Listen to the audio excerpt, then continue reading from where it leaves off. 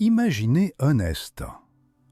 La nef obscure de la cathédrale de Reims, à la tombée d'un jour glacé de décembre, se gorge d'encens et de silence.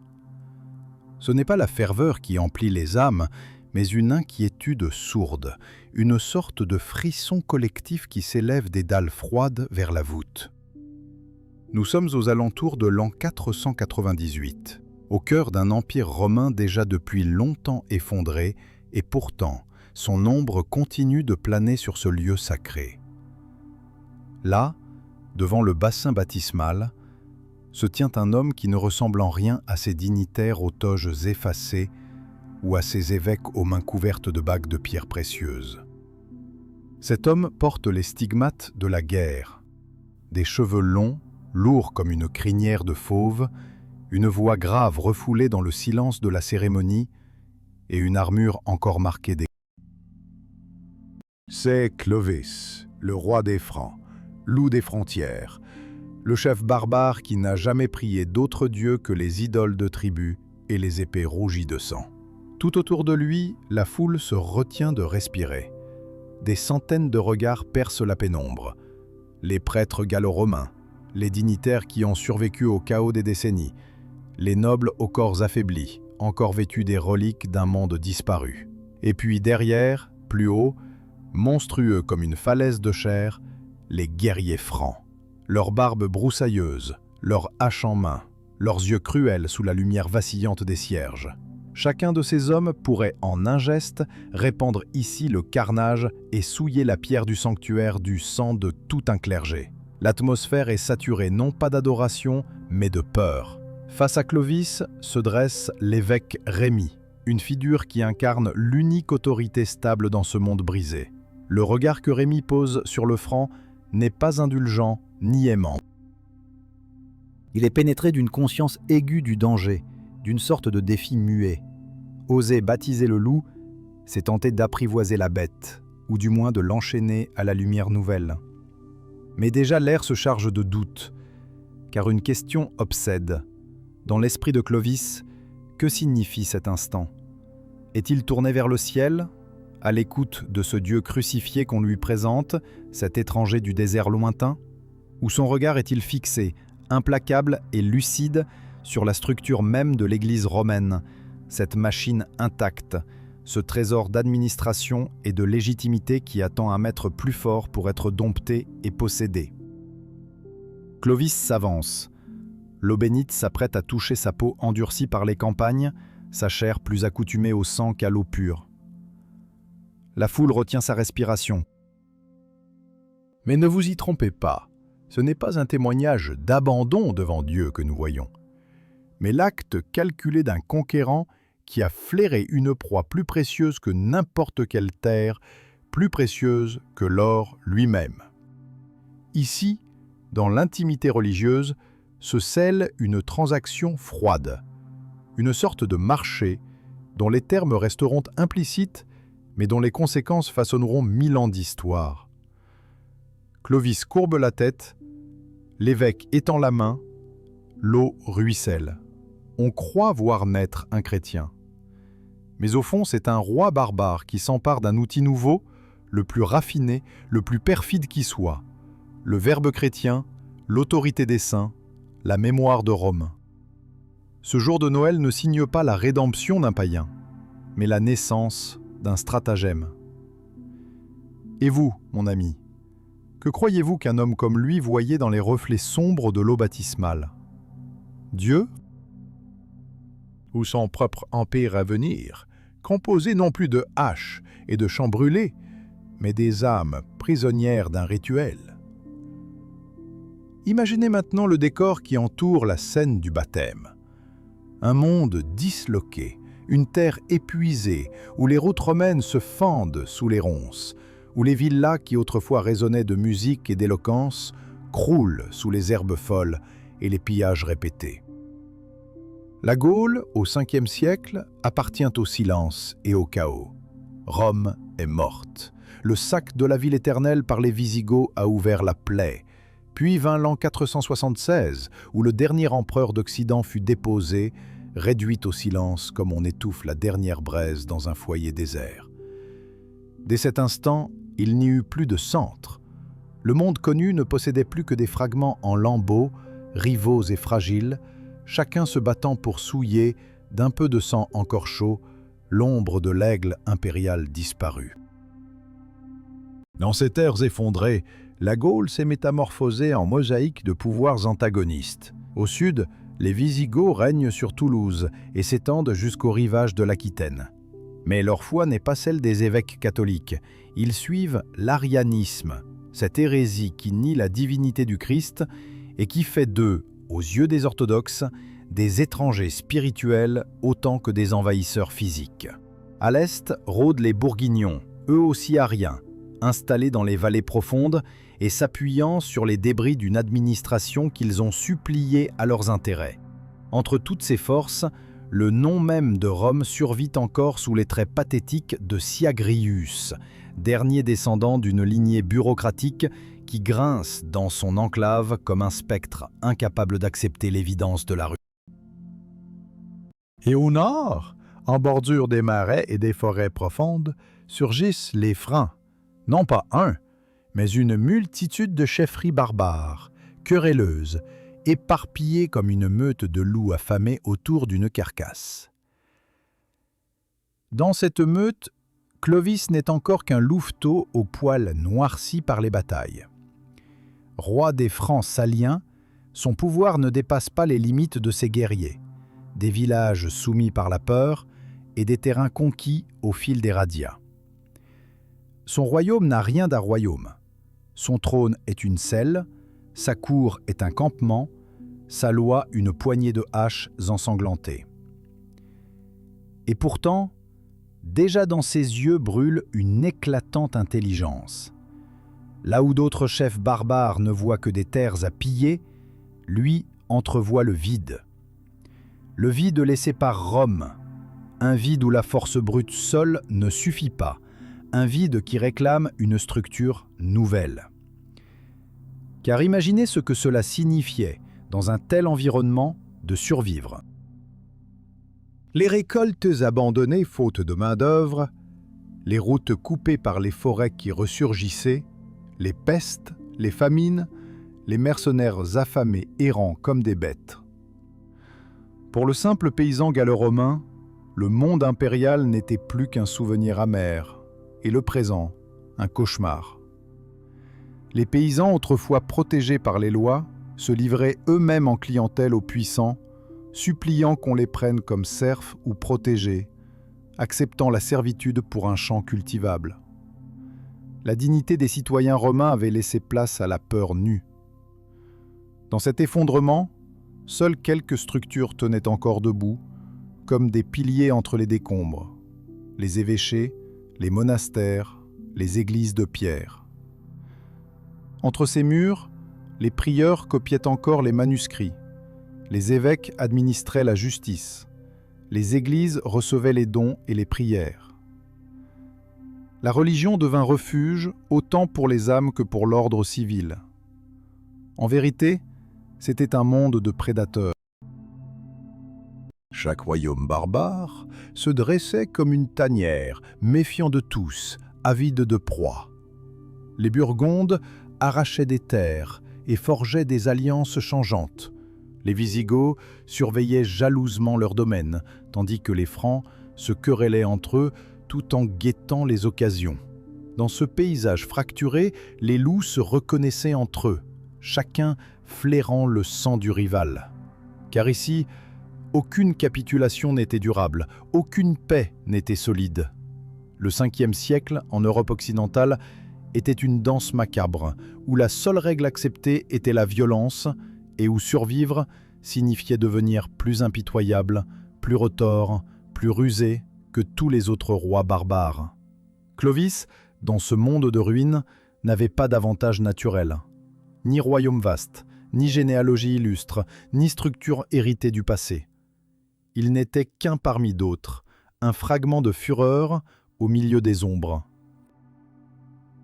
Mais son œil perçant discerna ce que la plupart de ses contemporains ignoraient. Le chaos n'était pas seulement une malédiction, il pouvait devenir une opportunité. Rome avait disparu, mais ses habitants, eux, demeuraient. Des millions de Gallo-Romains, déracinés, brisés, privés de leurs élites politiques, n'attendaient qu'un nouveau maître. Mais pas un maître seulement par l'épée. L'épée, ils en avaient vu 1000. Ce qu'ils attendaient, peut-être sans même le savoir, c'était un homme capable de donner une apparence d'ordre au monde qui s'effondrait sous leurs pieds. Ainsi, le royaume des loups devint la salle d'attente d'une vision nouvelle. Dans les sillons des champs abandonnés, entre des colonnes effondrées et des murailles brisées, Clovis entendit l'écho d'un pouvoir invisible, un pouvoir qui n'était pas celui de la force brute, mais qui reposait sur des institutions, des récits, des symboles. Les barbares se disputaient des terres, lui voulait s'emparer des âmes. Ce monde de ruines et de loups, mon ami, fut la matrice qui engendra la décision la plus macabre, la plus géniale et la plus déconcertante de ces siècles obscurs. Car là où certains ne virent qu'un empire mort, Clovis reconnut une proie encore chaude. L'histoire officielle, celle que la mémoire de l'Occident a conservée, nous enveloppe d'une brume dorée, douce et presque parfaite. Elle nous raconte Clovis comme un prince encore sauvage, mais guidé par l'amour, adouci par l'appel d'une femme, transformé au contact de la foi. Cette légende, magnifiquement tissée par l'évêque Grégoire de Tours, se présente à nous comme un conte moral. Un roi barbare, à peine civilisé, épouse une princesse chrétienne, et par la lumière de son exemple, la barbarie se convertit en civilisation. C'est une histoire séduisante, presque théâtrale, qui plaît parce qu'elle semble incarner le triomphe de la douceur sur la violence, la victoire de Dieu sur les armes. Mais lorsque l'on se penche avec attention sur son éclat, ne distinguerait-on pas un voile dissimulant les cicatrices et les pulsions véritables? Écoutons toutefois la fable. Clovis, encore païen, reçoit en mariage Clotilde, princesse burgonde, fervente chrétienne, dont la lignée porte les blessures et les haines des guerres de palais. On la présente comme une femme douce, fervente, agenouillée devant ses prières, insistant par son amour à amener son époux vers la foi véritable. À travers ce portrait, tout semble relié par une tendresse sacrée. Elle l'encourage, elle lui murmure qu'il doit abandonner ses dieux de bois pour le Dieu unique et puissant. Et lui, si farouche, se laisse pénétrer peu à peu par cette lumière féminine. Quelle belle image! Un roi transformé par l'amour conjugal, une épouse qui devient intermédiaire entre la grâce divine et la brutalité des armes. Qui refuserait d'y croire? Puis vient l'épisode dramatique, celui qui habille tout d'un éclat miraculeux, la bataille de Tolbiac contre les Alamans. Imaginez la poussière, les cris gutturaux, les épées s'entrechoquant dans un fracas sauvage. Clovis et ses Francs, de simples païens trouvant leur gloire dans le tumulte, s'engouffrent dans une bataille qui les dépasse. Les Alamans progressent, l'armée franque chancelle, la peur s'infiltre jusque dans le cœur du roi. C'est alors, dit-on, que Clovis joue sa dernière carte. Il appelle le dieu de Clotilde, ce dieu qu'il avait ignoré, méprisé, refusé pendant tant d'années. Sa prière est simple, brute, charnelle. Si tu me donnes la victoire, je croirai en toi et recevrai le baptême. Voilà l'instant qui, selon la tradition, scelle tout. Car au même moment, dans ce chaos militaire, les Alamans vacillent, leur chef tombe et les Francs, enragés, remportent la victoire. La suite s'écrit presque d'elle-même. Tenu par sa promesse, Clovis revient à Reims, accepte le baptême et devient le premier roi barbare converti au catholicisme. L'image est splendide, un guerrier arraché à ses dieux de guerre par l'amour d'une épouse et par le miracle d'une bataille. La piété de Clotilde apparaît comme une clé providentielle ouvrant les portes d'un nouvel ordre politique et spirituel. Grégoire de Tours garda cette histoire comme la pierre fondatrice d'un royaume chrétien, comme la geste originelle de la future France. La transmission de cette version édifiante se fit avec un soin presque artistique, transformant le baptême en un symbole d'unité, la conquête en mission divine, la brutalité en étape nécessaire de la providence. Mais mon ami, il faut s'arrêter un instant. À qui profite cette splendeur ? pourquoi ce récit paraît-il si limpide? Lorsqu'une légende s'impose avec autant de force, n'est-il pas sage de se demander quel dessein elle camoufle? Songhezo, Grégoire de Tours écrit plus d'un siècle après les événements. Les témoins immédiats ne sont plus là et l'histoire se confond avec l'hagiographie. Ce qu'il veut léguer à son temps, ce n'est pas une chronique de faits bruts, mais un monument moral, destiné à donner au royaume franc une légitimité sacrée. Une dynastie barbare ne saurait durer sans récit qui l'enracine dans la volonté de Dieu. Alors, que fit Grégoire? Il composa un mythe fondateur, une épopée édifiante où la religion efface les véritables raisons du pouvoir et les embellit d'auréoles de sainteté. Cette version des faits, transmise siècle après siècle, n'est-elle pas le plus brillant coup de propagande de l'histoire? Voyez comme chaque détail semble parfait. Une épouse pieuse, une victoire miraculeuse, une promesse accomplie. Tout concourt à présenter Clovis non comme un ambitieux calculateur, mais comme un homme touché par la grâce. Or, n'était-ce pas précisément cela que les évêques et les chroniqueurs voulaient imprimer dans l'esprit des générations? Ne pas se souvenir d'un barbare qui avait pris par la force ce qui lui appartenait, mais d'un pieux fondateur, choisi par Dieu lui-même. Ce qui trouble, c'est la beauté trop parfaite de cette histoire. Les vainqueurs écrivent toujours les récits fondateurs, et rarement dans le sang dont ils se sont réellement couverts. Dans la mémoire collective, Clovis devient l'instrument du ciel, l'ange noir transformé en créature de lumière. Quelle ironie, n'est-ce pas, quand on sait combien la chair ardente de ce roi demeurait celle d'un prédateur. Et vous, croyez-vous encore à la simplicité de cette fable? Croyez-vous que l'amour d'une épouse et la peur d'un seul jour de bataille aient suffi à dissoudre dans son sang le cri des dieux anciens, l'ivresse du fer et la rage d'un conquérant? Ou bien voyez-vous, sous l'or des légendes, la main glaciale des faiseurs d'histoire, qui savaient qu'un royaume ne vit pas seulement de haches et d'épées, mais aussi de récits forgés au service d'une cause. Le récit doré dressé par les chroniqueurs s'avance comme un vitrail étincelant, mais derrière les couleurs et la lumière, l'ombre subsiste. Lorsqu'on contemple de plus près la figure du roi baptisé, on découvre très vite que ses gestes et ses choix sont loin d'être ceux d'un saint. Rien ne le montre mieux que l'épisode fameux, retenu dans la mémoire des siècles, l'histoire de la coupe de Soissons. Cette scène, rapportée comme un détail parmi tant d'autres, agit en réalité comme une fissure dans le masque, révélant l'âme véritable du souverain. C'est une anecdote au premier regard, mais elle constitue, pour qui sait y prêter attention, la clé du personnage.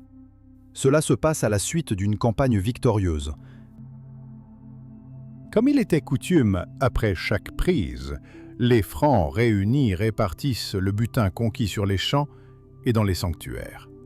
Car il faut le dire, aucun respect n'était alors accordé aux lieux saints quand la rage était encore brûlante. Les guerriers, après le massacre, se pressent autour des trésors, chacun jaloux de son dû, chacun dressé sur ses gardes comme un animal qui défend sa part de viande. Parmi les objets pillés, une coupe magnifique, consacrée aux offices, attire l'œil des clercs. Les prêtres, éplorés, souhaitent la restituer à leur église. Ils mandent ainsi un message au roi, espérant que Clovis, en digne protecteur du Christ qu'il s'était promis d'être, fera preuve de clémence. Quand vient le partage, Clovis, au milieu de ses hommes, demande à ce que cette coupe lui soit réservée.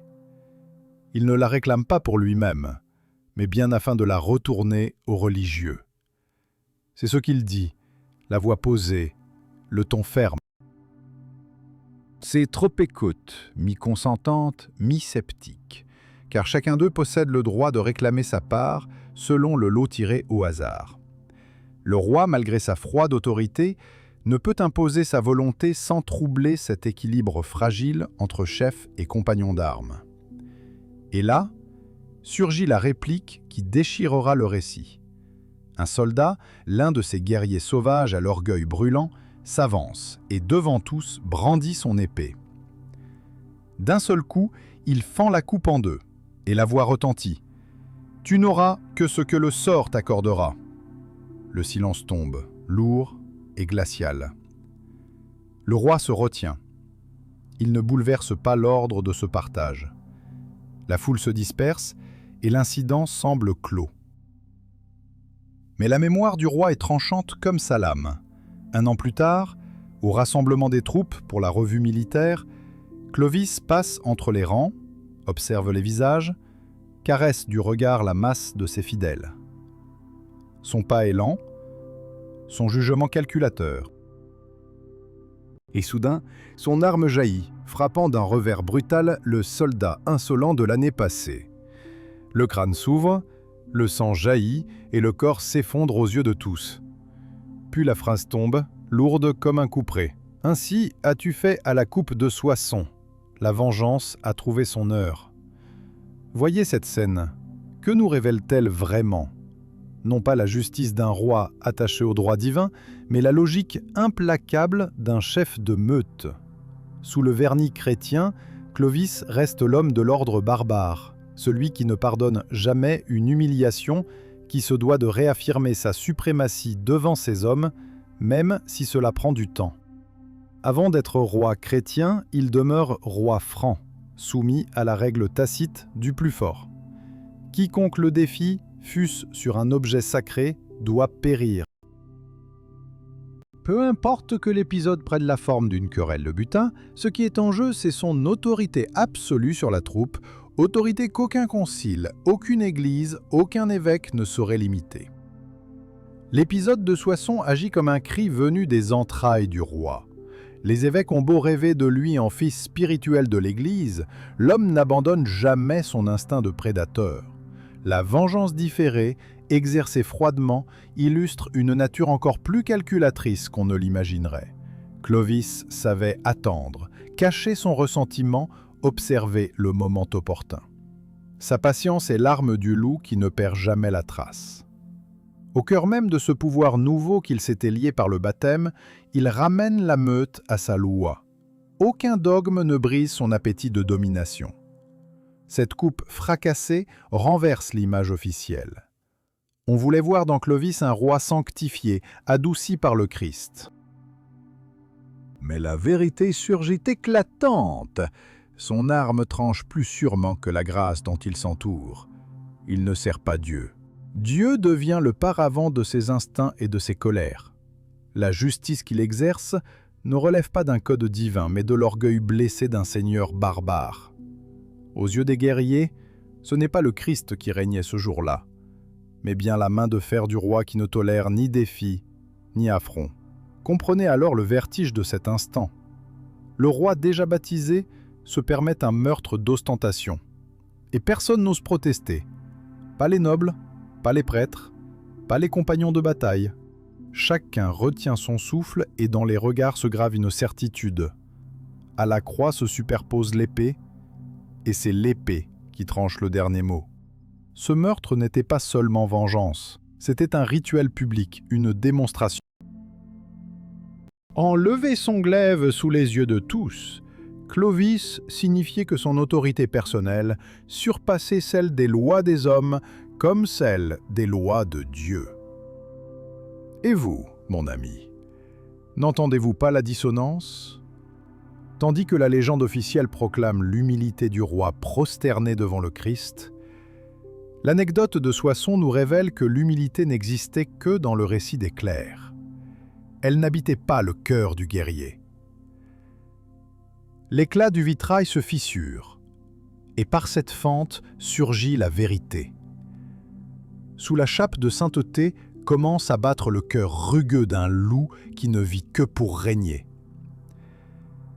Il y a dans le baptême de Clovis une illusion qui ne peut résister à une analyse plus profonde. On voudrait croire à un bouleversement de conscience, à une véritable soumission d'un guerrier païen devant la majesté du Dieu unique. Or, il faut savoir regarder au-delà du rite, au-delà des récits hagiographiques qui nous ont été légués. Ce que fit Clovis à Reims, ce n'était pas tant embrasser une foi nouvelle que procéder à une acquisition. Dans un monde où les ruines politiques formaient des déserts d'autorité, il existait un trésor inégalé, l'Église. Et l'Église, au tournant du VIe siècle, n'avait rien d'une institution fragile de moines isolés. Non, elle était l'héritière immédiate de Rome, son ossature la mieux préservée, cette trame invisible sans laquelle aucune organisation durable ne pouvait s'imposer. Voyez la structure. Les évêques ne se limitaient pas à conduire des liturgies ou à prêcher la morale. Ils étaient, pour l'immense majorité des habitants de la Gaule, les figures de la continuité romaine. Ils possédaient les terres, bien plus vastes que celles de nombreux seigneurs germaniques. Ils administraient les villes, percevaient les revenus, organisaient la reconstruction et l'entretien des routes, rédigeaient les jugements de droit. Surtout, ils avaient la maîtrise de l'écriture, cette arme subtile que les Francs ignoraient presque entièrement.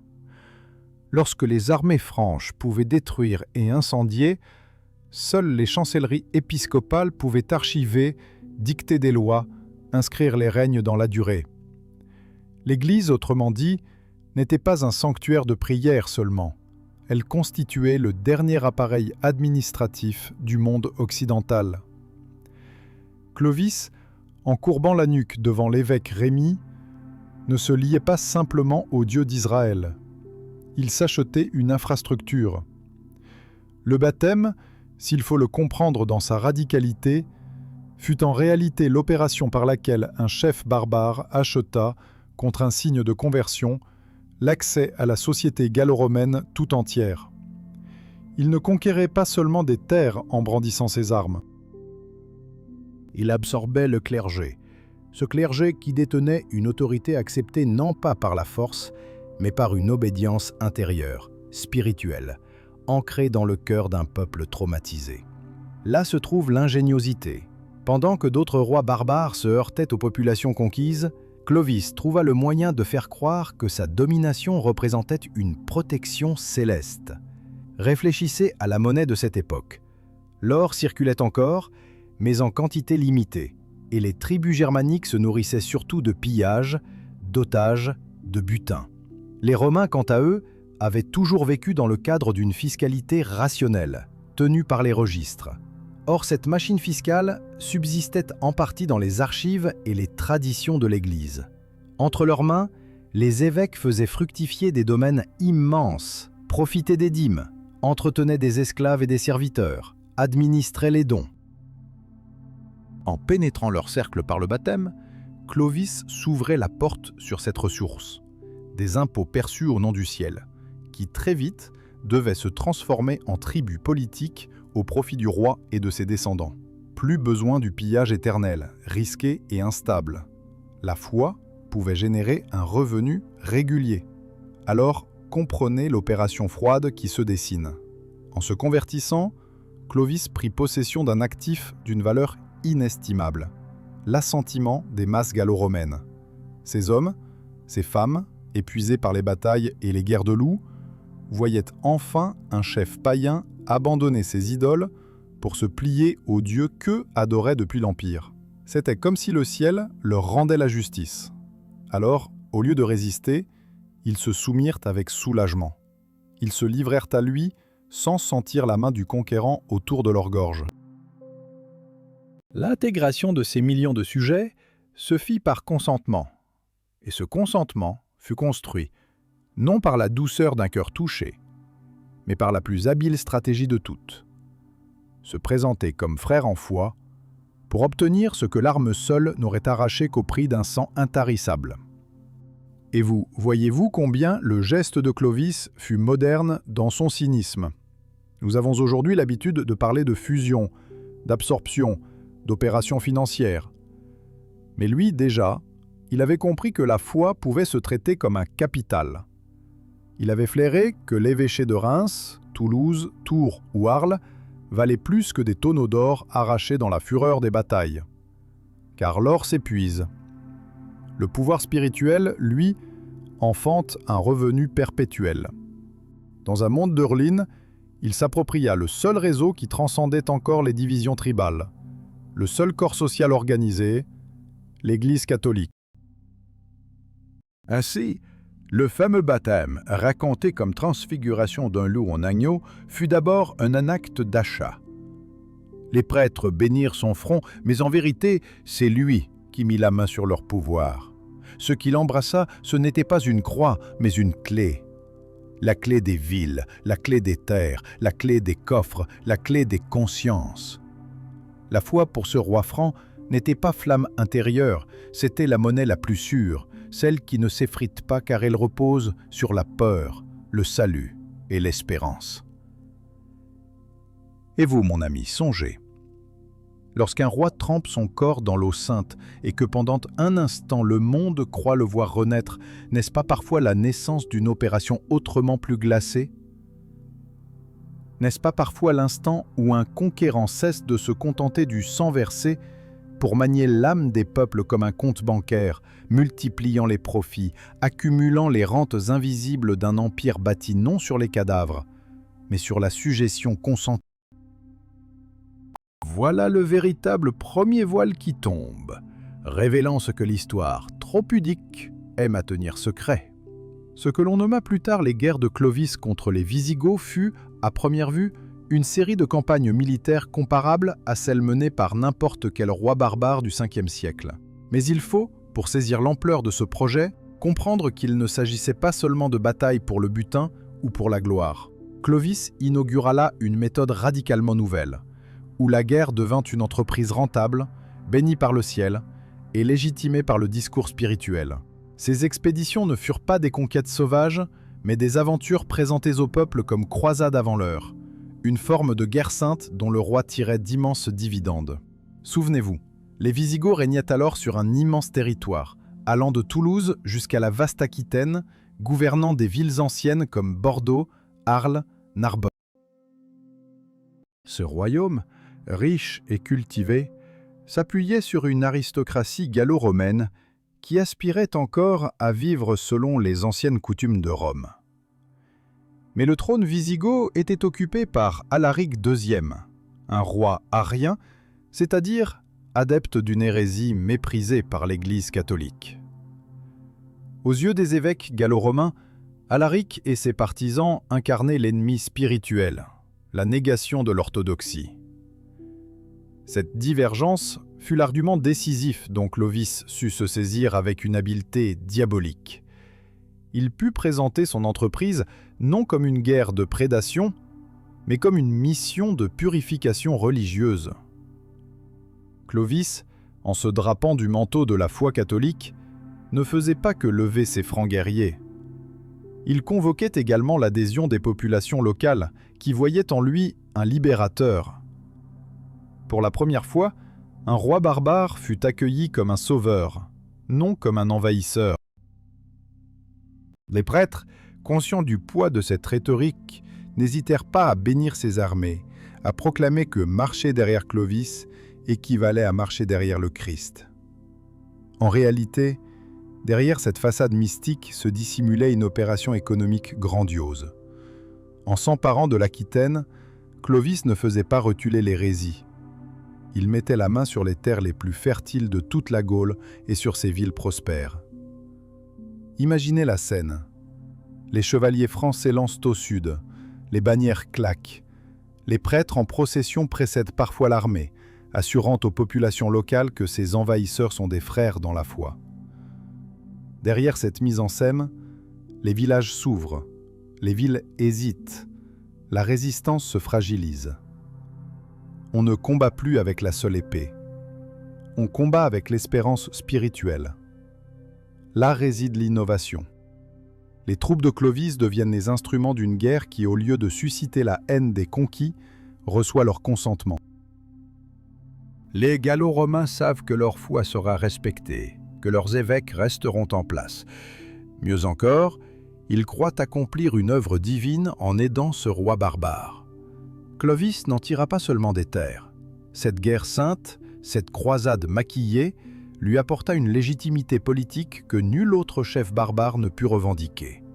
Tandis que les Visigoths, Les Vandales ou les Burgondes s'étaient souvent mis en opposition frontale avec l'Église catholique, Clovis, lui, se drapa dans ses bénédictions.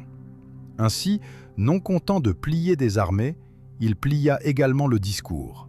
Ses campagnes furent autant de récits pieux que de tournois sanglants. La victoire militaire nourrissait la gloire religieuse, et la gloire religieuse justifiait la prise de richesse. L'or coula vers son trésor, la terre vers ses fidèles, et les âmes vers sa cause. Alaric II, roi wisigoth, finit par plier sous ce double assaut, la force armée et la légitimité divine. Quand la bataille se joua, ce fut moins l'affrontement de 2 légions que celui de 2 mondes spirituels. La mort d'Alaric fut racontée comme une sanction céleste, mais dans les coffres de Clovis, le trésor ajouté pesait bien plus lourd que toute bénédiction. Il récupérait la richesse de régions entières et surtout, il annexait à son royaume une masse humaine prête à obéir, persuadée qu'elle servait désormais un roi chrétien véritable, un élu de Dieu. Voyez le génie du stratège. Il transforma la conquête en libération, l'envahisseur en protecteur, le pillage en acte de foi. Pour les campagnes qui suivirent, il ne fit plus jamais marche arrière. Tout fut désormais enveloppé de cette teinte religieuse qui lui permettait en réalité d'augmenter les bénéfices matériels. Car les épées seules ne suffisent pas à illuminer la postérité. Ce qui fonde un règne durable, ce n'est pas seulement la victoire sur les champs de bataille, c'est le récit qui donne à cette victoire une résonance sacrée. Clovis comprit cela avant tous les autres. Ses concurrents barbares le paieront d'être restés ariens ou païens. Lui fit du christianisme une armure aussi solide que son épée. Ainsi naquit la notion même de guerre sainte en Occident, avant que les siècles du Moyen-Âge ne la reprennent à leur compte. Et vous, mon ami, entendez-vous l'écho terrible de cette invention ? Clovis ne se contentait pas de tuer des ennemis. Il transformait leurs cadavres en offrandes, leurs trésors en butin consacré, leur peuple soumis en peuple choisi. Dans le tumulte du sang, il sut greffer la gloire céleste à ses propres ambitions terrestres. Derrière les encens et les bénédictions, l'opération demeurait simple. Conquérir sous prétexte de sauver. Et si l'on gratte encore sous ces oripeaux sacrés, on retrouve le froid pragmatisme d'un comptable. Pour chaque ville, pour chaque évêché tombé dans son giron, Clovis engrangeait davantage qu'une victoire militaire. Il accumulait des terres, des rentes et des soutiens indéfectibles. Ses conquêtes, bénies du nom du Christ, ne se mesuraient pas seulement en kilomètres carrés, mais en réseaux d'influence, en chartes juridiques, en alliances spirituelles. Là où d'autres barbares gaspillaient leurs forces en massacres éphémères, lui investissait dans un empire durable, appuyé sur le seul pouvoir stable de l'époque, l'autorité religieuse. La guerre, pour Clovis, n'était plus une succession de pillages hasardeux, mais une entreprise planifiée. Chaque bataille devint un investissement, chaque sang versé une sorte de dividende, chaque victoire une action cotée au grand marché invisible de la gloire chrétienne. Sous les oripeaux du sacré, Clovis inventa une autre manière de régner. La guerre comme business, la religion comme partenaire et la victoire comme capitale. Et vous, dites-moi, comment distinguer dans ce mélange explosif la ferveur sincère de la manipulation froide ? Comment savoir si, dans les prières murmurées au départ des campagnes, ce roi priait un ciel lointain ou calculait seulement le rendement du sang qui allait couler ? Lorsqu'un roi barbare s'emparait d'une ville, il y trouvait du butin, quelques réserves de grains, parfois l'or caché des notables, et puis le frisson éphémère de la victoire. Mais ce genre de ressources, aussi éclatant soit-il, ne dure guère au-delà de la saison. Le lendemain, l'armée réclame son dû, les guerriers exigent leur part, et l'or s'évapore dans la soif insatiable des hommes libres. Voilà pourquoi, depuis des siècles, les tribus germaniques erraient dans une instabilité perpétuelle. Elles vivaient de rapine, incapables de bâtir les mécanismes d'un État. Clovis, lui, fut le premier à comprendre que le pouvoir ne s'assure pas dans le seul fracas des armes, mais dans la régularité d'un revenu. Sa découverte, monstrueusement simple, fut d'associer le nom de Dieu au prélèvement des richesses. Il faut se rappeler que le peuple franc, rude et guerrier, ignorait presque tout d'un système fiscal structuré. Il connaissait le partage du butin, les tribus arrachées sous la menace, les redevances d'imposer aux vaincus. Mais il ne disposait pas de registres, de recensement, de mécanismes continus pour alimenter une trésorerie. En revanche, les Gallo-Romains, eux, avaient vécu pendant des générations sous l'ordre implacable de l'impôt romain. Ils savaient qu'on verse une part de ses récoltes, qu'on paye pour l'entretien des routes, qu'on donne pour les greniers publics ou l'armée. Bien que l'Empire fût effondré, cette habitude demeurait, profondément ancrée, comme une seconde nature. Et c'est par l'Église catholique qu'elle subsistait, car l'Église, en héritière du vieux système, collectait désormais les dons, les dîmes, ces parts offertes à Dieu, mais accumulées dans les greniers épiscopaux. Clovis comprit qu'il suffisait de ne pas combattre cette mécanique, mais de l'épouser. Grâce à l'alliance nouée lors de son baptême, il se présenta comme le défenseur de la vraie foi. En retour, les évêques légitimèrent le flot constant des offrandes et des dîmes. L'acte de verser au clergé 1/10 des récoltes, des terres ou des biens, loin d'appauvrir les populations, devenait pour elles un acte de piété, une assurance pour le salut de leur âme. Mais en vérité, derrière les murs de pierre et les trésors sacrés, Clovis puisait. Peu à peu, la machine s'installa. Les dîmes rassemblées par les prêtres glissaient ensuite vers les coffres du roi, sanctifiés en apparence, mais en réalité transfigurés en impôt royal. Ainsi, Clovis, ce barbare d'hier, réussit ce que les légions romaines n'avaient jamais accordé à un chef germanique, le droit de lever l'impôt sur une population majoritairement conquise, et de le faire sans résistance. C'est ici, mon ami, que réside la perversité du mécanisme. Jadis, la population abhorrée par la présence des guerriers francs aurait fui, aurait caché ses biens, aurait répondu par des révoltes sporadiques. Mais parce que les prélèvements se présentaient comme des offrandes sacrées, ils s'habillaient d'une aura divine. Refuser la dîme, ce n'était plus seulement défier un roi païen, c'était défier le Dieu vivant. Et quelle âme, affaiblie par la peur du chaos, aurait pris ce risque? Ainsi, le glaive céda son rôle au calice, et c'est à travers les mains jointes que l'ancien tribut barbare prit la forme raffinée d'un impôt divin. Observez le raffinement de cette transformation. Un chef guerrier ne se contentait plus du raid annuel sur une province ennemie.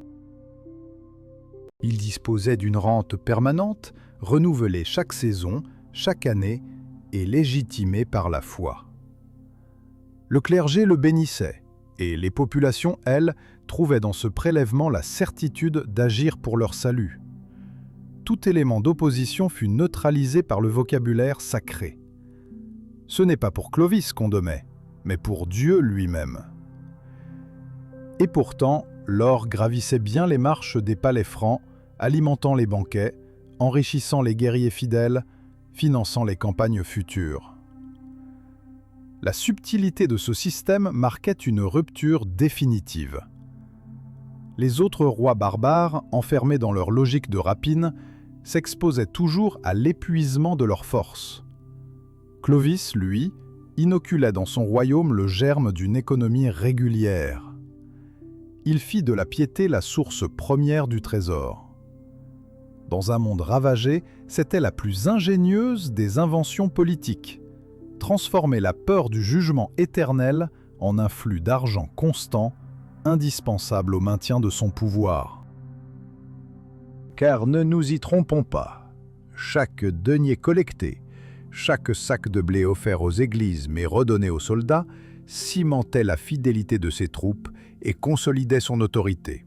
Autrement dit, Clovis réussit à naturaliser sa domination. Elle n'était plus liée seulement à sa personne, à son charisme, à l'éclat de son épée. Elle se traduisait en institutions quasi invisibles, où l'oppression quotidienne prenait la forme d'un rituel accepté depuis des générations. Chaque dîme payée liait la population au roi chrétien comme à un protecteur légitime. Le barbare, en armes, se transforma par ce mécanisme en garant de l'ordre divin. Derrière le masque de la religion, l'art de la soumission avait changé de visage. Et vous, mon ami, percevez-vous toute l'ironie ? Celui qui avait commencé sa carrière comme un chef de meute, pillant les terres frontalières, devient, par le génie d'une alliance avec l'Église, le maître d'une machine fiscale. La foi, en ce temps, n'était pas seulement consolation de l'âme, elle était le premier impôt, la première monnaie politique, l'assurance d'un revenu plus durable que tout butin arraché au feu et au sang. C'est ainsi que le guerrier qui hier n'avait que la violence pour tout destin obtint l'arme la plus stable, la plus irrésistible, la capacité de prélever en permanence et cela au nom de Dieu. Alors dites-moi, quand un peuple paye humblement ses offrandes, persuadé d'acheter ainsi sa place au paradis, mais que cet argent coule vers les guerres et les ambitions d'un roi qui se rit véritablement dans l'ombre. Est-ce le Dieu qu'on invoque ? Ou bien le prince qui a su transformer la piété des foules en un fleuve d'or et de pouvoir ?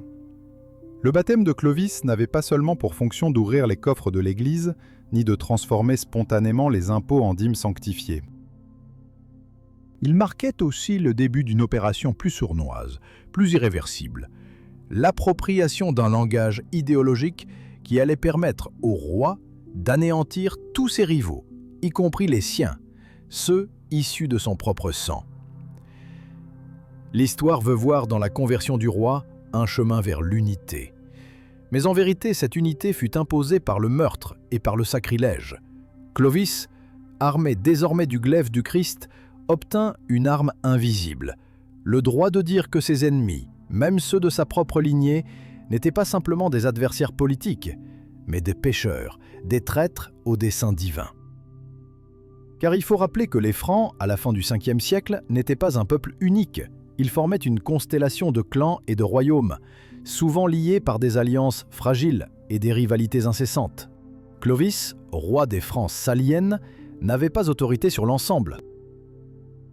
Des branches rivales, telles celles des Ripuaires, établies dans la vallée du Rhin, ou celles de Cambrai, possédaient leur propre souverain. Ces rois étaient ses cousins, ses compagnons d'armes en certaines occasions, mais aussi ses ennemis en puissance. Or, dans le code païen, ces rivalités s'exprimaient par des guerres intestines régulières, sans autre justification qu'un appétit de domination et l'héritage des lignages. Mais dans le code chrétien, Clovis découvrit la possibilité de transfigurer ces éliminations en actes sacrés. Chaque exécution de parents pouvait désormais se maquiller en volonté divine. L'histoire, si on l'examine avec lucidité, devient un catalogue macabre. Les frères, les cousins, les princes de sang tombent l'un après l'autre, abattus non dans le tumulte du champ de bataille, mais dans les embuscades et les pièges de cour. Clovis fait assassiner, puis se présente comme le bras armé de la justice céleste. En proclamant que ses proches avaient trahi, qu'il refusait de se plier à l'unité chrétienne, il justifie le massacre familial. Et la terreur, loin de susciter l'indignation, s'enrobe du parfum de la piété. Chaque cadavre devient une offrande au nouveau Dieu, chaque sang versé, une purification du royaume. Cette stratégie ne se limita pas au cercle familial. Tous les dieux concurrents furent voués à la disparition. La conversion du roi lui permettait en effet de déclarer illégitimes les anciennes croyances.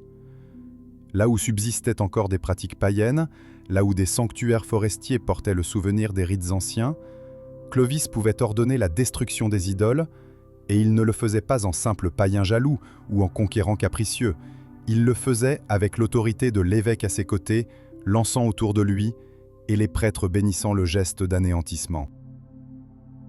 En une génération, il fit basculer la nature du sacré. Ce qui était vénéré devint honte, ce qui était interdit devint la norme.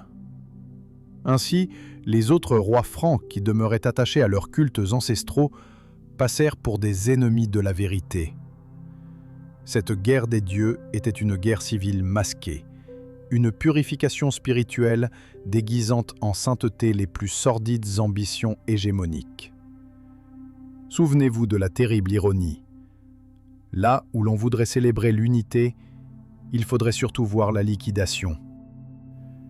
Clovis n'unifia pas les Francs en les persuadant. Il les unifia en purgeant systématiquement tout rival politique, en s'en servant du Christ comme d'un glaive idéologique.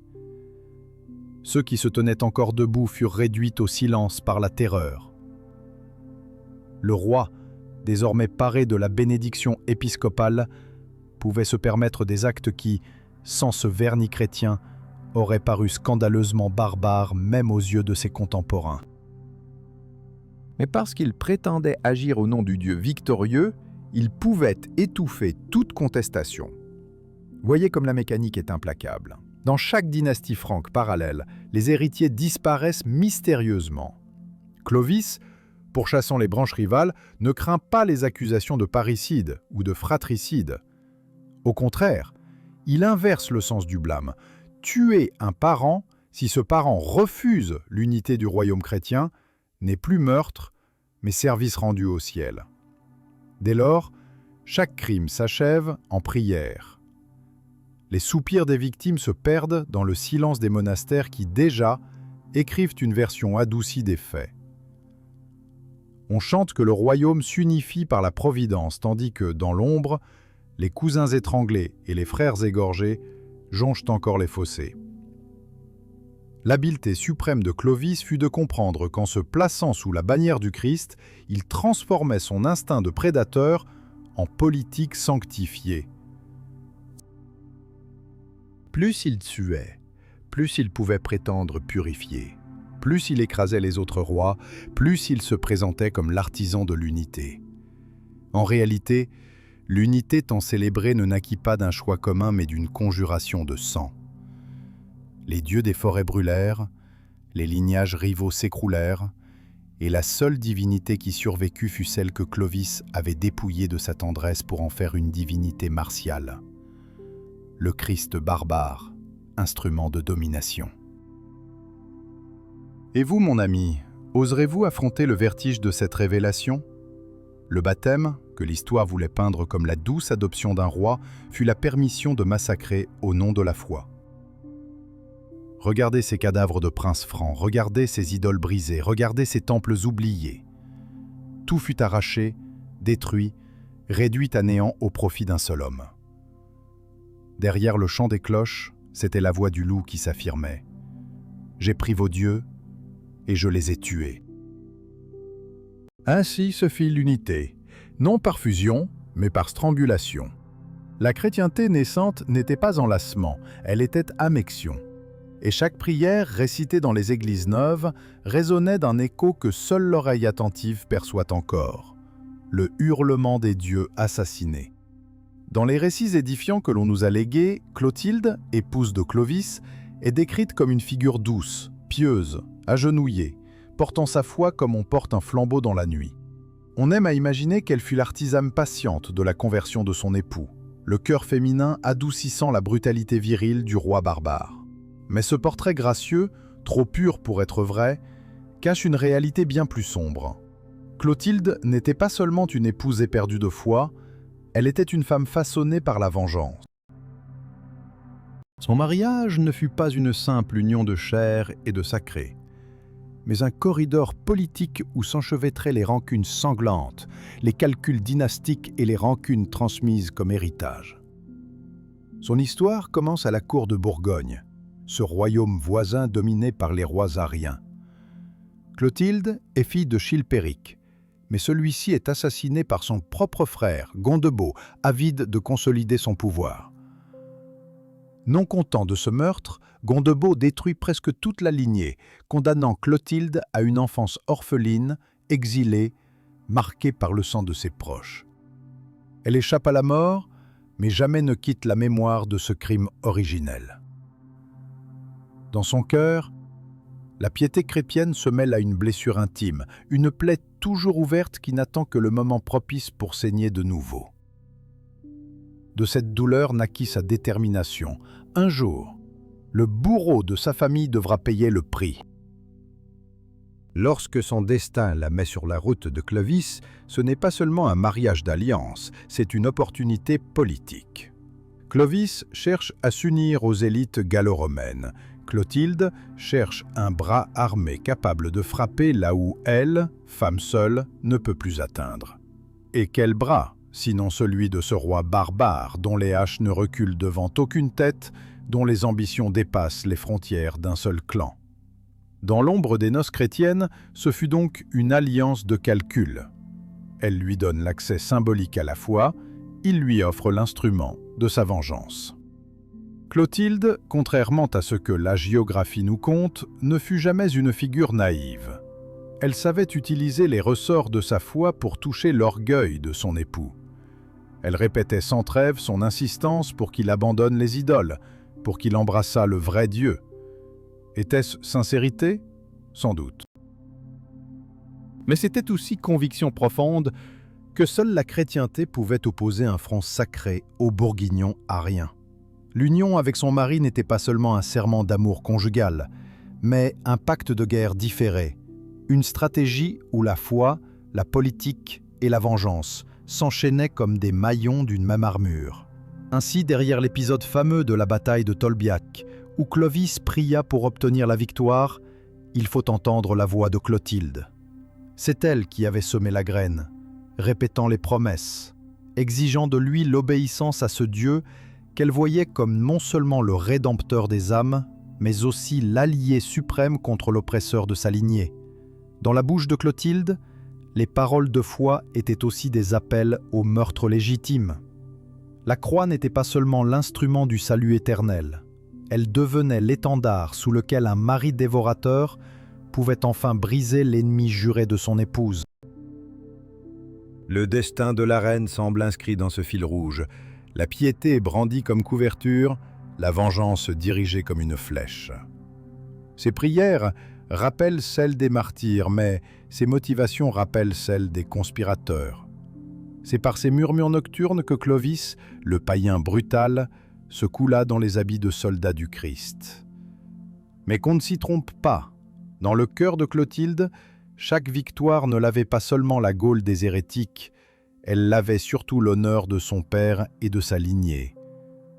Lorsque ses enfants naîtront, elle les élèvera non seulement dans la foi chrétienne, mais avec le souvenir impérissable du sang familial versé par Gondebaud.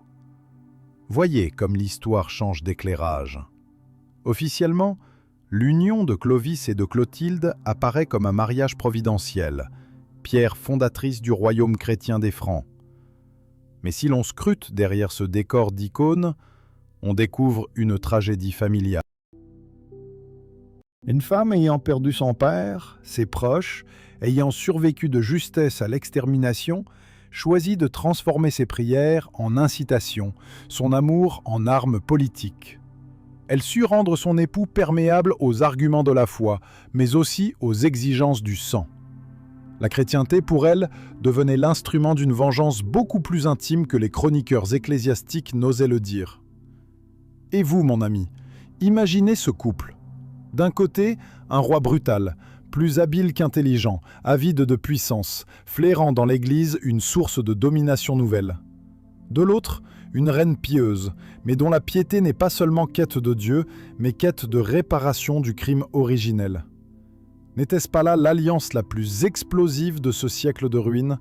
Deux êtres animés par des instincts de conquête, l'un pour le pouvoir, l'autre pour la vengeance, unis dans le même lit et la même foi. Voilà le vrai moteur de l'histoire. Non pas le miracle, non pas la féminité attendrissante guidant le roi vers le salut, mais la froideur d'une volonté qui sut user du glaive conjugal pour trancher la tête d'un passé sanglant. Le visage de Clotilde, canonisé plus tard par l'Église, efface ce secret. On fit d'elle une sainte. On la plaça dans les légendes comme exemple de douceur, de persévérance et de piété féminine. Mais la vérité palpite autrement. Elle fut, à sa manière, une Lady Macbeth des âges sombres. Une femme qui sut transformer ses blessures en pouvoir, qui insuffla dans la chair de son mari la rage déguisée en foi. Résultat, au lieu d'un royaume marié à Dieu par un accès de grâce, ce fut la passion de revanche d'une veuve d'enfance qui, dans le silence des chambres royales, fit pencher la balance de l'histoire. Et vous, dites-moi, quand on allume un cierge devant la sainte Clotilde, priez-vous vraiment une figure de douceur ou entrevoyez-vous, derrière les vitraux, l'ombre d'une enfant vengeresse qui transforma son époux en glaive sanglant de son destin? On croit souvent que Clovis fut un simple chef barbare, limité à ses guerres frénétiques et à ses calculs d'alliance en Gaule. Mais ce serait le mésestimer. Derrière la brutalité de ses gestes, il y avait une intelligence tactique qui dépassait les horizons immédiats. Car dans le grand jeu des puissances, Clovis jouait déjà avec l'idée d'un empire. Pas seulement sur ses terres de forêts et de champs marécageux, mais en dialogue implicite avec le seul pôle de civilisation encore debout, Constantinople. L'acte de foi à Reims n'avait pas seulement pour but de séduire les évêques gaulois. Il devait aussi envoyer un signal à l'autre bout de la Méditerranée, là où l'Empire romain avait trouvé refuge sous la pourpre des Basileis. L'Empire d'Orient, sous le règne de l'empereur Anastase, observait l'Occident avec une prudence mêlée de mépris. Les vieux territoires de Rome, en Gaule, en Hispanie, en Afrique, s'étaient consumés sous les griffes des Vandales, des Burgondes, des Visigoths. Le trône impérial de Constantinople se savait impuissant à reprendre directement ces provinces perdues, mais l'Empire n'avait pas renoncé à sa prétention d'universalisme. Pour lui, chaque roi barbare qui naissait sur les ruines de Rome n'était qu'un usurpateur de passage, un occupant illégitime, qu'il fallait tout au plus tolérer le temps de trouver de meilleurs instruments. Clovis comprit ce regard, il comprit que pour survivre, il devait non seulement s'imposer dans la Gaule, mais aussi s'inscrire dans l'ordre symbolique que l'Orient prétendait encore régenter. Voilà pourquoi sa conversion prit un relief d'une autre nature. Contrairement aux Goths ariens ou aux Burgondes ariens, Clovis pouvait désormais apparaître comme l'allié naturel du catholicisme, lequel gardait ses liens dogmatiques avec Constantinople. C'était une manœuvre d'alignement, comme on le dirait aujourd'hui, devenir le roi qui, tout en restant barbare par ses coutumes, incarnait la légitimité orthodoxe contre les hérétiques. À travers cette posture, il tendait la main à l'empereur. Et ce dernier, flairant dans le roi franc un instrument possible, lui accorda une reconnaissance symbolique. Imaginez la stupeur de l'époque. Un chef des Francs, aux mains encore couvertes du sang de ses cousins et de ses ennemis, se voit adresser par l'empereur d'Orient le titre honorifique de consul. C'est un titre romain, antique, porteur de siècles de gloire, attribué désormais à un homme élevé au rang d'égal, du moins en apparence. Pour la noblesse gallo-romaine qui vivait encore dans la mémoire des fastes impériaux, ce geste fut décisif. Clovis n'était plus seulement l'étranger qui avait pris le pouvoir par la violence. Il devenait le dépositaire officiel d'un fragment de la tradition impériale. En un seul sceau, en une seule formule diplomatique, les évêques, les aristocrates, tous ceux qui pleuraient la chute de Rome purent s'accrocher à ce mirage. L'ordre romain renaît, incarné dans le corps païen devenu chrétien d'un roi franc. C'était là son génie. Clovis ne se satisfaisait pas d'être un roi tribal, enfermé dans l'horizon étroit des meutes nordiques. Il aspirait à remodeler son règne en miroir de l'universalité romaine.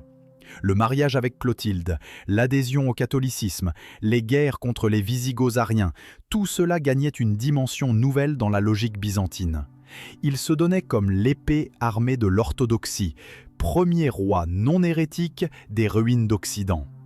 En retour, l'Orient accrochait son nom à une fonction officielle. Et ce simple geste créait le précédent. La barbarie pouvait se vêtir de toge. Il faut comprendre aussi la profondeur psychologique de ce couronnement déguisé. Clovis n'avait pas seulement peur de ses ennemis présents. Sa terreur fondamentale, nous l'avons perçu, résidait dans l'oubli. Le destin de n'importe quel roi franc aurait été de disparaître après sa mort, son nom se dissolvant dans les chants des bardes, vite remplacé par d'autres récits. Mais en recevant le titre de consul, Clovis se projetait dans un autre ordre, celui des archives impériales, celui des chroniques byzantines. Il s'inscrivait dans un récit qui, lui, traversait les siècles. Là où ses pairs s'anéantissaient dans la nuit, Clovis, soudain, brillait dans l'histoire universelle. Pour Constantinople, le calcul était clair. Un roi barbare utile vaut toujours mieux qu'un vide de pouvoir où s'engouffrent hérésie et pillage. Clovis servait à contenir les Visigoths, à affaiblir les Burgondes, à créer une zone d'influence fidèle à la vraie foi. C'était une alliance sans traité, mais dont chacun comprend les bénéfices. Le roi des Francs gagnait une couronne invisible de légitimité. L'Empire d'Orient gagnait un bras séculier prêt à combattre ses ennemis en Occident. Plus tard, cet exemple résonnera dans les siècles. Combien de dynasties chercheront à s'attacher la bénédiction de Rome ou de Constantinople pour masquer de pourpre leur violence? Et vous, mon ami, sentez-vous la portée de ce geste? Derrière l'image du guerrier, derrière la sauvagerie encore bordée de sang, se cachait une conscience aiguë du désir humain le plus lancinant: durer. Clovis n'était pas seulement le roi des Francs, il rêvait déjà d'être un héritier légitime de l'Empire. Et quand le parchemin impérial apporta ce titre de consul dans ses mains rudes, le barbare crut tenir le talisman du temps. Le baptême, la guerre, tout prenait un sens plus vaste. Il n'avait pas conquis seulement des villes, mais la mémoire elle-même. Ainsi, dans ce jeu d'ombre, Clovis ne fut pas seulement un roi païen converti, il fut l'acteur d'un gambit byzantin, avançant ses pièces avec ruse, offrant la foi pour obtenir en retour la reconnaissance impériale. Et l'Europe, pour 1000 ans, allait désormais se bâtir sur ce compromis: un loup déguisé en consul, une épée barbare couronnée par la bénédiction de l'Empire chrétien. Et c'est dans cette fissure que naquit le secret le plus dur. Rome était morte, mais dans les veines de Clovis coulait déjà le masque de son héritier. On raconte souvent que le baptême transforma Clovis en autre homme, que l'eau sainte effaça la fureur et coupa les crocs de la bête. C'est là une illusion. En vérité, sous la laine blanche qu'on lui fit revêtir pour la cérémonie, Clovis demeura ce qu'il avait toujours été, un loup, porté par ses instincts primaires, gouverné par la colère et la soif de sang, édificateur d'un pouvoir où la violence restait la loi maîtresse. Son baptême n'effaça rien. Il ne fit qu'apporter à son appétit de conquête un vernis sacré. Derrière les chants des prêtres, la bête affamée grinçait toujours des crocs. Il faut entendre ici les témoignages des siècles. Grégoire de Tours, qui souhaitait pourtant élever le roi en modèle chrétien, ne put complètement masquer certains éclats terrifiants de son caractère. Ce roi, devenu protecteur du catholicisme, n'hésitait pas à semer dans son entourage les trahisons les plus froides. Le meurtre de Syagrius, ce dernier représentant de l'ordre romain dans la Gaule, résonne comme un premier acte fondateur.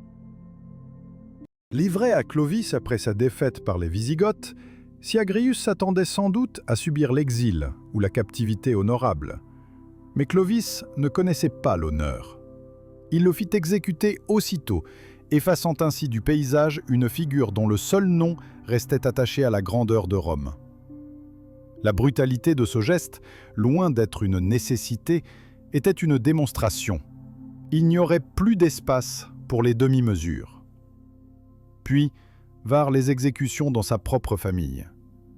Pour un esprit gallo-romain, tuer ses cousins ou ses frères relevait du fratricide absolu, un scandale contre la nature même.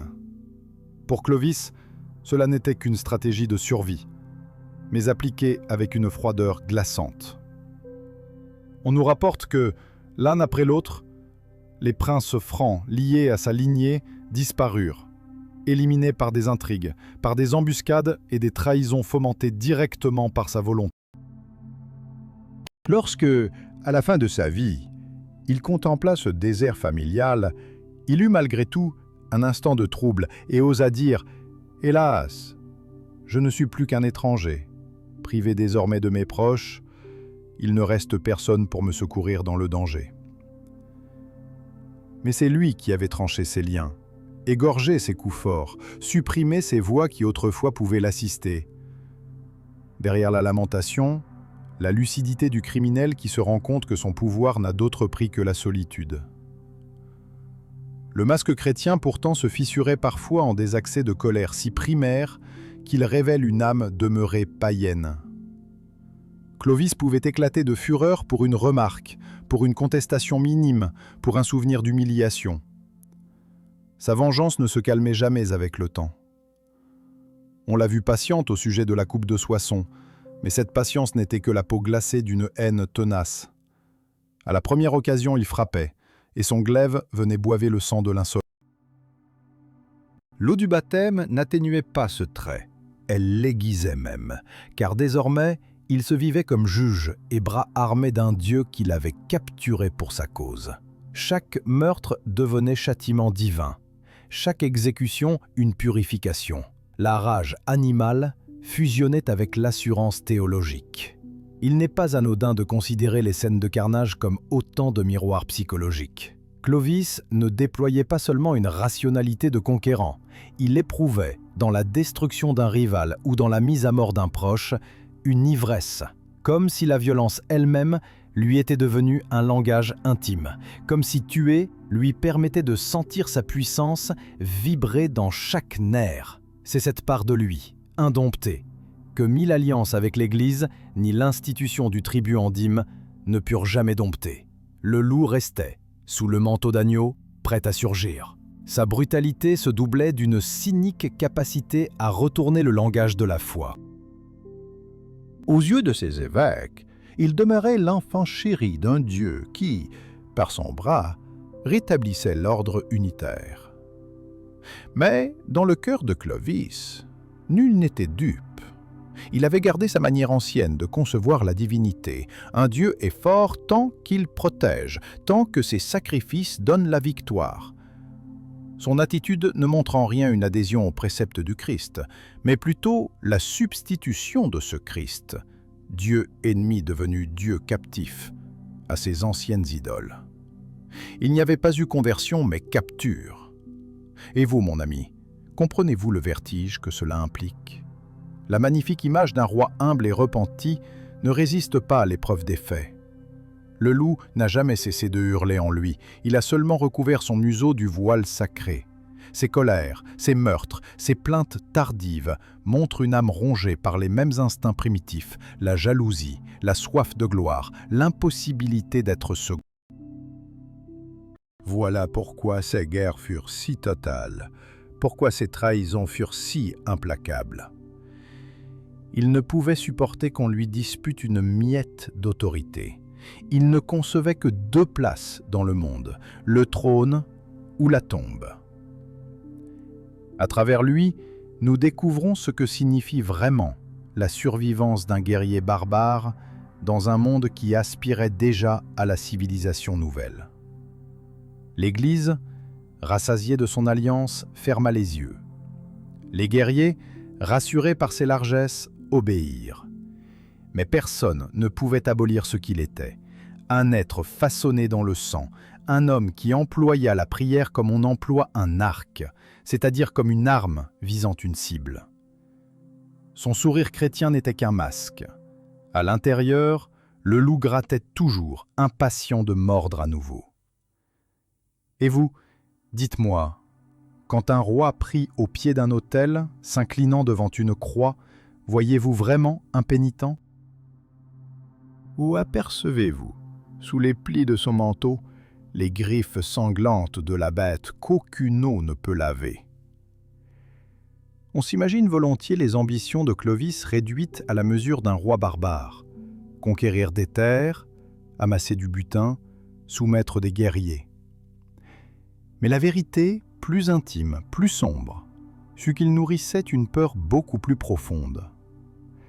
Cette peur n'avait rien à voir avec l'épée d'un ennemi ou l'insoumission de ses guerriers. C'était une peur plus insidieuse, plus corrosive. La peur du néant. La peur d'être balayé par le sable de l'oubli, comme ces innombrables chefs de tribus dont le nom, à peine chuchoté par les bardes, s'effaçait aussitôt que s'éteignait le dernier feu de camp. Car Clovis, même brutal, n'était pas aveugle. Il voyait autour de lui l'inconstance des mondes barbares. Les coutumes, transmises uniquement par le chant, se tordaient et se modifiaient d'une génération à l'autre. Les récits se perdaient, les lignées entières disparaissaient, avalées par les siècles sans laisser de traces. La gloire guerrière s'éteignait si vite, emportée comme une étincelle dans le vent. Or, ce qui fascinait Clovis, ce qu'il observait dans les palais épiscopaux, c'était autre chose, la longévité.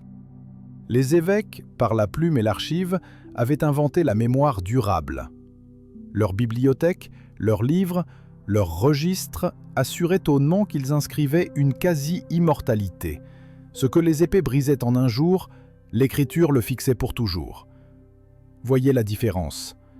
Le chef barbare pouvait diriger 1000 guerriers, mais si la mémoire ne le retenait pas, à peine serait-il encore mentionné 2 générations plus tard.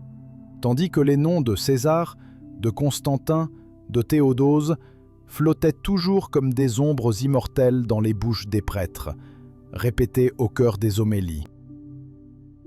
Clovis comprenait alors que la vraie puissance n'était pas seulement de dominer les corps, mais de s'assurer une place indélébile dans ce monde d'écrits et de récits. Son geste de conversion n'était pas seulement une stratégie pour s'emparer des hommes, c'était une tentative désespérée pour s'emparer de l'éternité. Il craignait plus que tout que sa gloire de loup ne s'effondre sitôt qu'il fermerait les yeux. Ses victoires, ses massacres, ses calculs étaient immenses dans le tumulte de son temps. Mais qu'en resterait-il si personne ne les couchait sur le parchemin ? L'intuition fut fulgurante. Pour survivre, il fallait se greffer sur l'organisme vivant de la chrétienté. Dans les mains des évêques résidait une arme plus sûre que toutes ces haches, la chronique. L'Église pouvait écrire son règne non comme l'épopée sanglante d'un barbare, mais comme la fondation d'une nouvelle royauté bénie par le ciel. C'est cela qu'il désirait secrètement. Ce n'était pas seulement régner de son vivant, mais dominer l'image que les générations futures se feraient de lui. C'est pourquoi, malgré ses colères et ses instincts, il sut parfois feindre l'humilité devant les prélats.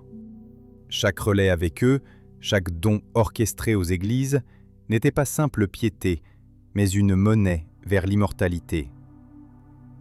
Les annalistes ecclésiastiques, payés de privilèges et de faveurs, deviendraient les artisans de sa mémoire. À mesure que ses couteaux effaçaient du monde ses rivaux, les plumes d'éclairs gravaient son nom dans la lumière. La peur de l'oubli voulait cette alliance.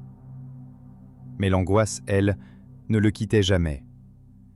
Pour un homme qui avait tué tous ses cousins, détruit tous les autres héritiers francs pour n'être que l'unique survivant, la solitude se transformait en miroir terrifiant. Être seul sur le trône, n'était-ce pas risquer de disparaître encore plus vite une fois son corps livré à la tombe ? Il pressentait que le pouvoir ne vaut que par la continuité, que sans succession et sans récit, son nom, lui aussi, sombrerait. Ainsi redoubla son ardeur à capter la mémoire de Rome vivante dans les évêques, à inscrire sa trace dans le grand livre de l'histoire chrétienne. Sous chaque décision politique, mariage, alliance, campagne, baptême, se cachait la même hantise. Clovis n'agissait pas seulement en conquérant avide, il agissait comme un fugitif poursuivi par l'ombre de l'oubli. Chaque territoire qu'il annexait devenait une stèle, chaque évêché subjugué une encre pour écrire son nom, chaque bénédiction reçue un sceau, afin qu'on ne puisse jamais effacer sa trace. Et vous, mon ami, ne sentez-vous pas la brûlure de cette peur plus grande que toutes ces batailles? Le barbare n'avait pas peur de mourir. Il avait déjà 1000 fois affronté ce risque dans la mêlée. Ce dont il tremblait vraiment, c'était de ne pas durer. Ces dieux anciens promettaient de simples trophées, des gloires éphémères, des champs aussitôt recouverts par l'oubli. Le Dieu chrétien, lui, offrait un pacte d'éternité, non seulement dans l'au-delà, mais ici-bas, dans l'histoire des hommes. Le Christ ne fut pas accueilli pour son message de paix, mais pour son rôle de scribe éternel. Clovis voulait être réincorporé dans le grand fleuve de Rome, afin que son nom y coule sans interruption. Et ce désir, ce besoin éperdu, révélait à quel point la peur de l'inexistence tourmentait l'âme même du loup. Car le roi des Francs savait déjà qu'une fois ses yeux fermés, seul le silence resterait, si aucun clerc n'écrivait. Ses haches ne pouvaient rien contre le néant. C'est pourquoi il pactisa avec l'Église, non par amour de Dieu, mais par haine de l'oubli. Alors dites-moi, quand vous entendez résonner aujourd'hui, 1500 ans plus tard, le nom de Clovis comme celui du fondateur d'un royaume, ne percevez-vous pas l'écho de cette peur? Car si nous le citons encore, si nous déroulons sa mémoire, n'est-ce pas la preuve qu'il a atteint son but? Son corps s'est effacé, mais son nom respire toujours. Voilà la plus terrible de ses victoires, avoir fait de sa peur intime son arme la plus durable contre le néant. À Reims, ce jour de Noël, quand l'évêque Rémy s'approcha pour verser l'eau baptismale sur le front du roi barbare, les mots prononcés résonnèrent comme un ordre, une injonction sans retour. « Courbe la nuque, Sigambre. Adore ce que tu as brûlé. Brûle ce que tu as adoré. » On a souvent lu dans cette phrase la prophétie d'une métamorphose. On en a fait le symbole pur et limpide de l'entrée du monde franc dans la lumière chrétienne. Mais en vérité, ce fut un pacte ambigu, une phrase plus lourde, plus équivoque que la tradition n'a voulu le dire. Car si Clovis abaissa la tête en signe d'humilité, ce qu'il fit aussitôt après, n'eut rien de la soumission attendue.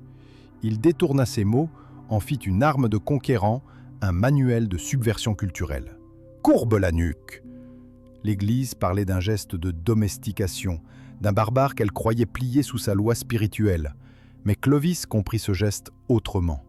Il accepta la torsion du cou comme on accepte un collier pour mieux le transformer en trophée. Ce qu'il cherchait, ce n'était pas une posture de douceur, mais l'avantage stratégique de l'obéissance apparente. Dans chaque génuflexion, il n'y avait pas de soumission, mais calcul. Plus il se montrait humble devant l'autel, plus il devenait légitime pour écraser ses rivaux et se faire obéir des masses. Il plia sa nuque, certes, mais son regard, lui, restait levé vers le pouvoir. « Adore ce que tu as brûlé. » S'il semble obéir, Clovis en dévie aussitôt le sens. Les idoles anciennes sont détruites? Tant mieux, cela justifie qu'il supprime ceux qui refusent leur effacement. Mais derrière cette destruction se cache un détournement. Clovis n'adore pas seulement le Christ. Il l'adopte dans son panthéon intérieur comme le Dieu le plus fort, le plus utile. Pour lui, le Christ devient un nouveau Wotan, une divinité guerrière dont le nom, brandi dans la mêlée, garantit le triomphe. L'invocation n'est pas tendresse, mais incantation de guerre. Là où Rémy voyait un acte de foi, Clovis voyait un rituel pour plier la plus puissante des divinités à son service. Brûle ce que tu as adoré. Voilà l'ordre le plus terrible, car Clovis le prend à la lettre, mais dans une déviation meurtrière. Il n'élimine pas seulement les statues de ses anciens dieux, il anéantit aussi tous ceux qui continuent à s'y accrocher.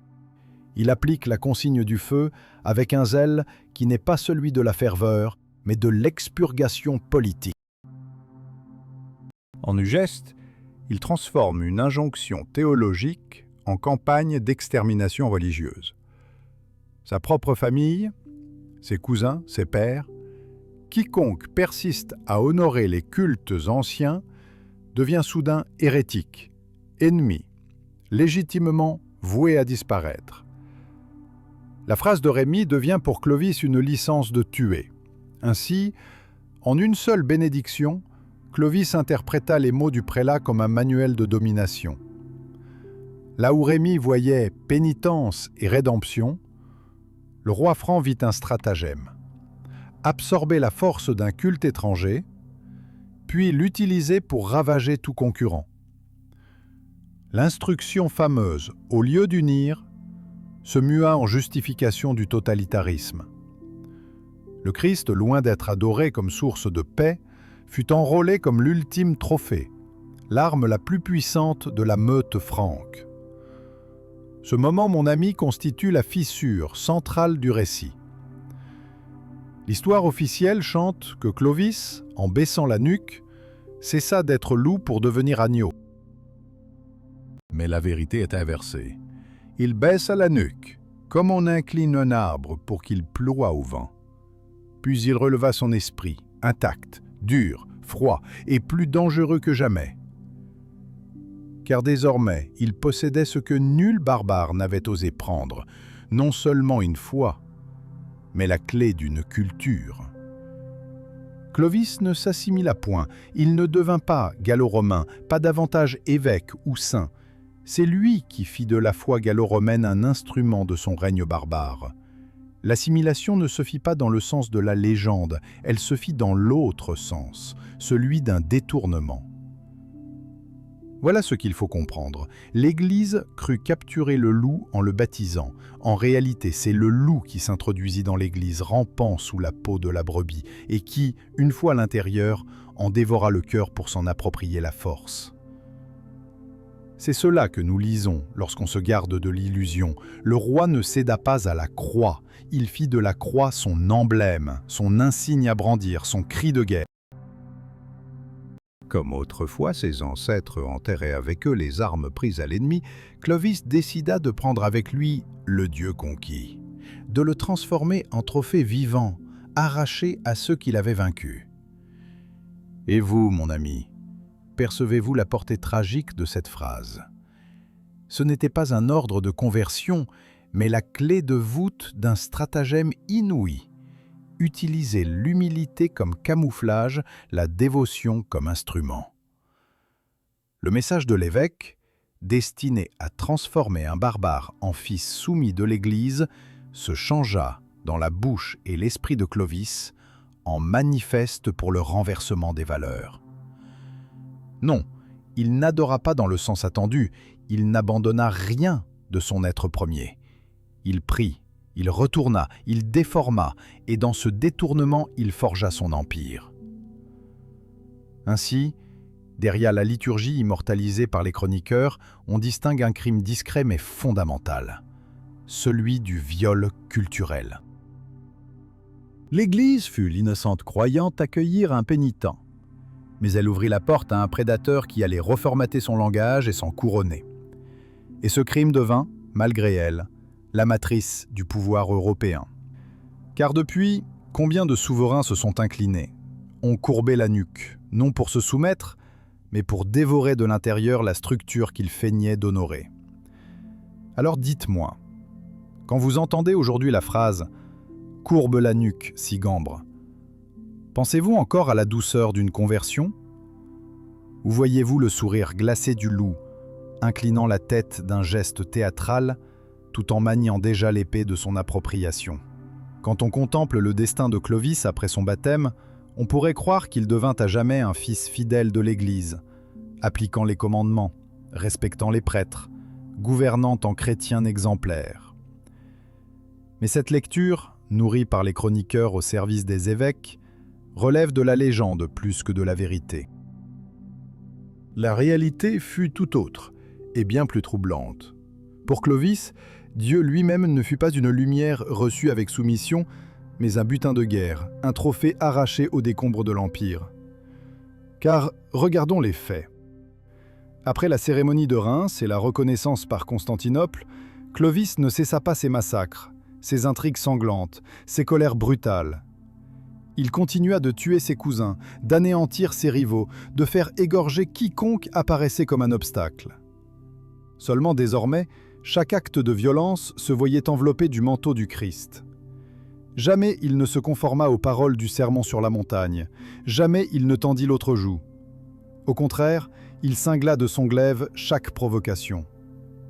Mais cette fois, il le fit au nom de celui qu'il avait adopté comme divinité tutélaire. Le Christ était devenu son totem, la bannière de son clan, non pas le maître de sa conscience, mais l'ornement sacré de sa conquête. Ainsi, la croix se mua en hache. Que signifiait pour lui ce Dieu crucifié? Non pas la promesse des humbles, ni la consolation des persécutés, mais la puissance symbolique de l'Empire, la mémoire de Rome, l'autorité des évêques. Tout cela, Clovis s'en empara comme jadis ses ancêtres s'emparaient des armes de l'ennemi vaincu pour les exhiber en trophée. Il fit du Dieu des Romains son Dieu personnel, un talisman de victoire, un emblème d'unification. Comme un barbare qui brandit l'aigle volé à une légion ennemie, il brandit le Christ, non pour l'honorer, mais pour signifier qu'il l'avait capturé. Cette appropriation est d'autant plus éclatante que ses contemporains gallo-romains, en grande partie, crurent vraiment voir en lui un serviteur choisi par le ciel. Ils se laissèrent séduire par son image de roi chrétien. Ils lui prêtèrent une légitimité venue du trône divin. En réalité, Clovis inversait leur regard, comme dans un miroir déformé. Il ne servait pas le Christ, c'était le Christ qu'il enrôlait, qu'il domestiquait, qu'il transformait en étendard tribal. L'héritier des dieux germaniques ne se détournait pas du culte des idoles. Il ajoutait un nouveau dieu à son arsenal, le dieu le plus puissant, celui dont la protection, croyait-il, surpassait toutes les autres. Voyez comme cela fonctionne. Ces campagnes, désormais, ne se contentaient pas d'être des pillages justifiés par la soif de butin. Elles prenaient l'allure de guerres saintes, chacune bénie par les évêques, chacune présentée comme la défense de la vraie foi. Clovis, retournant les mots sacrés, put invoquer le Christ, en même temps qu'il enfonçait sa lame dans la gorge de ses rivaux. Dans la bouche du roi, le nom de Dieu ne sonnait pas comme une prière, mais comme une incantation guerrière, un mot magique, supposé assurer la victoire. Chaque victoire consolidait l'illusion. Si l'armée triomphait, c'est que le Christ avait favorisé le roi.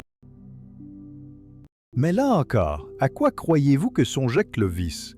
À la gloire des cieux? À la justice? À la fraternité? Non. Il voyait dans ses victoires la preuve que son nouveau Dieu valait mieux que les anciens, que sa puissance surpassait les idoles abattues.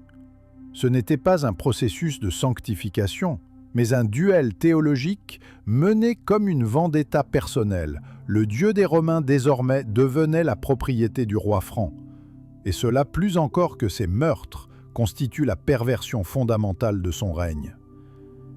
Car qu'est-ce qu'un Dieu aux yeux des hommes, sinon l'incarnation d'une force collective, d'une mémoire et d'une espérance? En faisant du Christ sa bannière personnelle, Clovis réduisit la foi du monde gallo-romain à un objet de butin, équivalent aux épées, aux joyaux, aux captifs. Le nom du Fils de Dieu pour lui ne fut pas vérité, mais privilège exclusif, arme arrimée à sa... Il faut comprendre alors que le baptême de Clovis ne fut pas conversion, mais confiscation. Il prit ce Dieu romain, celui qui avait soutenu les âmes pendant 4 siècles, et il l'intégra dans la logique de son clan barbare. C'est là le geste du prédateur, voler non seulement les terres et les vies, mais aussi la divinité de l'ennemi. Rome avait succombé, mais son héritage spirituel continuait d'irradier. En s'appropriant ce Dieu, Clovis pillait l'ultime trésor de l'Empire. Et vous, mon ami, sentez-vous toute l'ironie tragique? Aujourd'hui encore, dans les églises de France, on célèbre Clovis comme un roi chrétien, comme un saint fondateur. Pourtant, si l'on accepte de voir sous la brillance des vitraux, c'est une figure de barbare en armes que l'on rencontre. Un loup au sourire glacé, portant à sa ceinture non pas seulement des trophées d'or et de fer, mais Dieu lui-même transformé en insigne de victoire. N'est-ce pas là l'ultime scandale? Lorsque le nom le plus sacré se retrouve réduit au rang de butin, cela signifie que la foi, l'espérance, la mémoire entière d'un peuple ont été capturés et détournés. Oui, Clovis conquit des terres, soumit des millions de sujets, fit périr ses rivaux. Mais sa plus grande conquête fut invisible. Ce fut Dieu lui-même, arraché du cœur des vaincus, pour l'afficher à la pointe de ses étendards comme l'on exhibe la dépouille d'un ennemi prestigieux.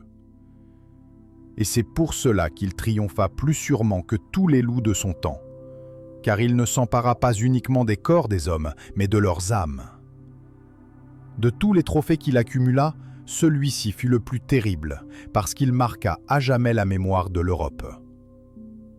Alors, dites-moi, quand un souverain saisit son Dieu comme on saisirait une épée, quand il brandit la foi comme on brandit une bannière ensanglantée, s'agit-il encore de religion?